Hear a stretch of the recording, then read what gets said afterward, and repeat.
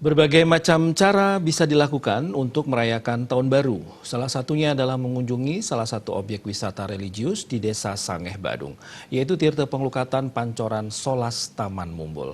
Selain sebagai tempat melasti, tempat tersebut juga bisa untuk melukat dengan 6 sumber mata air alaminya. Objek wisata Tirta Taman Mumbul pada libur Tahun Baru 2020 dibanjiri pengunjung. Namun pengunjung di Taman Mumbul ini sedikit berbeda dengan tempat wisata lainnya karena mereka ke tempat ini untuk melakukan ritual melukat. Tampak sejak pagi masyarakat berdatangan ke lokasi ini untuk melukat di 4 pancoran, yakni Pancoran 11, Pancoran 9, Pancoran 7, dan Pancoran 5. Sebuah pancoran dinamai Pancoran Bidadari yang disucikan. Pengunjung tidak boleh melukat di pancoran tersebut. Masing-masing pancoran ini memiliki keistimewaan dan fungsi masing-masing. Menurut pengelola objek wisata Tirta Penglukatan Pancoran Solas Taman Mumbul, jumlah pengunjung untuk melukat tiap hari selalu membludak.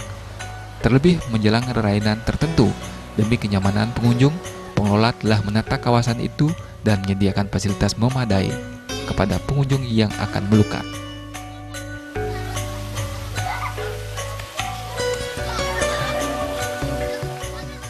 Dahulunya, Tirta Taman Mumbul merupakan tempat petiritan dan melasti bagi sejumlah desa adat di Kecamatan Abian Semal, Badung.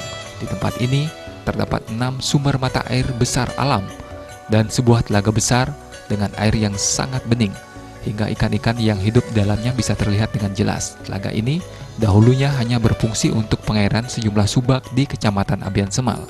Seiring berjalannya waktu, telaga ini banyak dikunjungi orang untuk melukat di sejumlah pancoran yang ada di sekitar telaga, ataupun ingin menikmati keteduhan pemandangan telaga. Melihat potensi ini, tempat ini direnovasi atas inisiatif desa adat setempat dan dibantu oleh Pemka Badung sehingga bisa menjadi objek wisata seperti saat ini. Ngurah Wira,